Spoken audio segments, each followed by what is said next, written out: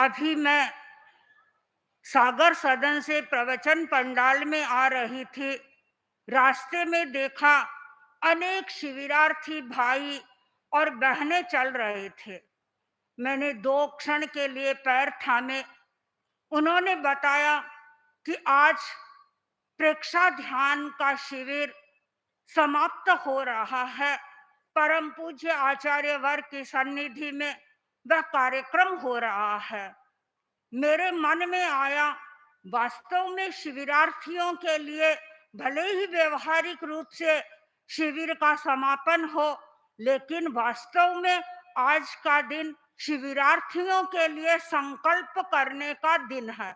और संकल्प ये करना है कि हम अपने डे टू डे लाइफ में कैसे प्रेक्षा ध्यान को एप्लीकेबल बनाएं, कैसे हम अपना व्यवहार करें जिससे दूसरों को भी ये पता चले कि यह प्रेक्षा ध्यान का अभ्यास करके आया है। जैन दर्शन में माना जाता है कि आत्मा में अनंत शक्ति है, अनंत ज्ञान है और अनंत आनंद है, किंतु हमें उस अनंत शक्ति का बहुत अधिक बोध नहीं हो रहा है। न ज्ञान का बोध हो रहा है और न ही आनंद का बोध हो रहा है। प्रेक्षा ध्यान के माध्यम से हम अपने ज्ञान को भी जागृत कर सकते हैं, शक्ति को भी जागृत कर सकते हैं और आनंद को भी जागृत कर सकते हैं। एक छोटा बच्चा था, अनाथ था, भीख मांगता और अपने जीवन का निर्वाह करता था। एक दिन एक अनुभवी व्यक्ति ने उस बच्चे को देखा, उसको रोका और कहा, पूछा कहाँ जा रहे हो? उसने कहा बाबा मैं भीख मांगने के लिए जा रहा हूँ। उसने कहा तुम भीख क्यों मांगते हो? मेरे पास में कुछ नहीं है, मैं अनाथ हूँ, मेरे माता पिता नहीं है, मैं अकेला हूँ, भीख मांगता हूँ, जो मिलता है उससे अपने जीवन का निर्वाह करता हूँ। उस व्यक्ति ने उस बच्चे को बड़े गौर से देखा और कहा कि तुम भिखारी तो नहीं लगते। उसने कहा बाबा यदि भिखारी नहीं होता तो मैं क्यों दर दर की ठोकरें खाता, क्यों घर घर में जाता और भीख मांगता? फिर उस व्यक्ति ने कहा नहीं, चाहे कुछ भी हो, तुम्हारे पास में संपदा तो है।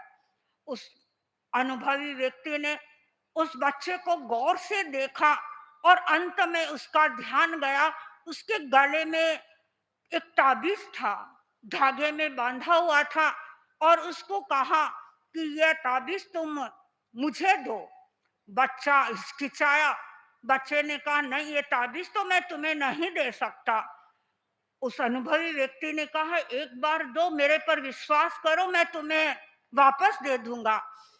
बच्चे ने देखा ये बहुत आग्रह कर रहा है, बुजुर्ग व्यक्ति है, एक बार ये ताबीज मैं इसके हाथ में दे दूं।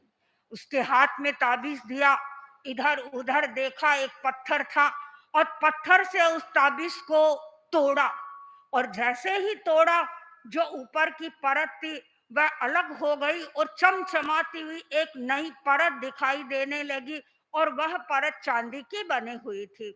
दूसरी बार फिर पत्थर से प्रहार किया, उस परत को हटाया और अगली जो परत दिखाई दे रही थी वह तो गोल्ड यानी सोने की परत थी और वह और अधिक चमचम कर रही थी।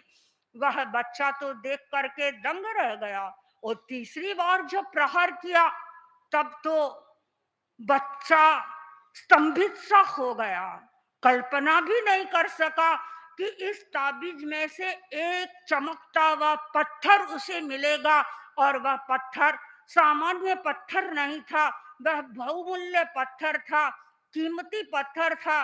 और उस अनुभवी व्यक्ति ने कहा कि देखो मैंने तुमको कहा था कि तुम्हारे पास में संपत्ति है, यह तुम्हारी बहुत बड़ी संपत्ति है, लाखों की संपत्ति है और इस संपत्ति के होते हुए भी तुम ये कह रहे हो कि मैं दरिद्र हूं।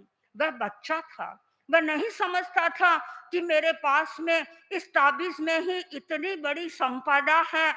न जाने कितने लोग ऐसे हैं जिनके भीतर में शक्ति है, लेकिन उन्हें अपनी शक्ति का भान नहीं है। वे अपनी शक्ति का उपयोग नहीं कर रहे हैं। प्रेक्षा ध्यान एक माध्यम बनता है। उस माध्यम से व्यक्ति अपनी शक्ति का जागरण करता है। व्यक्ति अपनी शक्ति का अनुभव करता है। प्रेक्षा ध्यान में चैतन्य केंद्र प्रेक्षा का प्रयोग करवाया जाता है।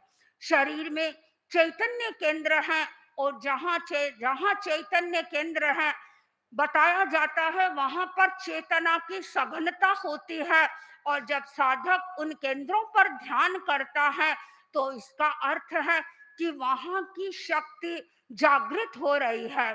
और परम पूज्य आचार्य महाप्रज्ञ जी जब लाडनू अपना अंतिम चातुर्मास कर रहे थे, और उसमें मंगलवार को प्रायः आचार्यवर मौन करते थे। एक दिन मैंने आचार्यवर से पूछा, आचार्यवर आप मौन करते हैं, ध्यान के प्रयोग करते हैं, तो विशेष रूप से क्या प्रयोग कर रहे हैं? तो आचार्यवर ने एक बहुत महत्वपूर्ण बात बताई। आचार्यवर ने कहा कि आजकल मेरा ध्यान केंद्रित हुआ है कर्म पर। मैं कर्म की शोध कर रहा हूं कि अपने शरीर के भीतर कौन से ऐसे केंद्र हैं जिन केंद्रों पर हम ध्यान करके हमारे कर्म का विलय कर सकते हैं, हम अपने कर्म को हल्का बना सकते हैं। और उदाहरण रूप में आचार्यवर ने बताया, जैसे ज्ञान केंद्र है, ज्ञान केंद्र पर हम यदि एकाग्र हो और गहराई में जाएं, तो धीरे धीरे जो ज्ञान के पर्यव है वो हमारे निर्मल बनते चले जाएंगे, और हमारी ज्ञान की जो चेतना है उसके माध्यम से जाग सकती है। और उसके साथ में एक और प्रयोग बताया आचार्यवर ने, मोहनीय कर्म के संदर्भ में। हम आनंद को प्राप्त करना चाहते हैं, हम अच्छा कार्य करना चाहते हैं, किंतु मोह का उदय होता है, कषाय का उदय होता है, और वह कषाय का उदय हमारे अच्छे कार्य में बाधक बन जाता है। तो कैसे हम अपने मोह का विलय करें? और मोह का विलय करने के लिए आनंद केंद्र पर यदि हम ध्यान केंद्रित करते हैं, तो हमारा आनंद जागृत होता है। और हमारा आनंद जैसे जैसे जागृत होता चला जाता है, इसका अर्थ है कि हमारा मोह कर्म भी प्रतनु बन रहा है, हमारा मोह कर्म भी हल्का बन रहा है। तो ध्यान के माध्यम से हम अपनी ज्ञान की शक्ति का जागरण कर सकते हैं, आनंद की शक्ति का जागरण कर सकते हैं। और इसके साथ साथ आचार्यवर ने यह भी फरमाया था कि अंतराय कर्म का संबंध शक्ति के साथ में है। हम जितनी भी प्रवृत्ति करते हैं, उस प्रवृत्ति के साथ में अंतराय कर्म का योग रहता है। अंतराय कर्म का उदय होता है, हमारी शक्ति बाधित हो जाती है।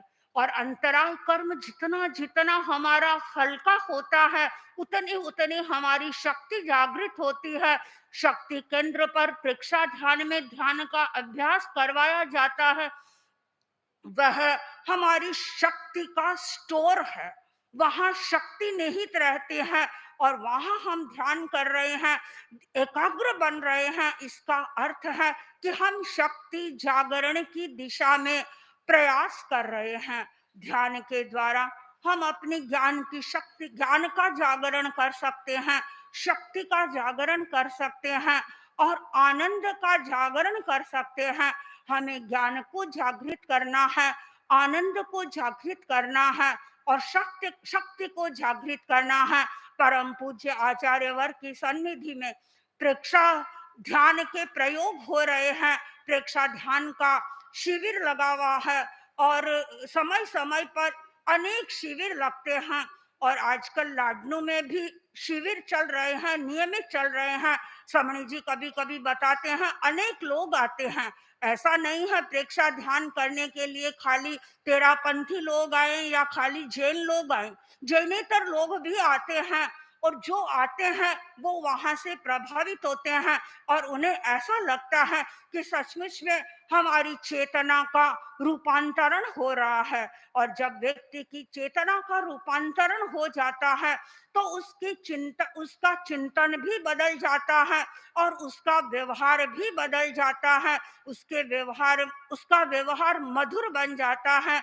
हमें अपने आचार को निर्मल बनाना है, अपने विचारों को निर्मल बनाना है, हमारे चिंतन को निर्मल बनाना है। व्यवहार, आचार और चिंतन को निर्मल बनाने के लिए अपेक्षा है कि परम पूज्य आचार्यवर जिस ध्यान की दिशा में हमें आगे बढ़ाना चाहते हैं, हम उस दिशा में आगे बढ़ने का प्रयत्न करें। ओम अर्हत्।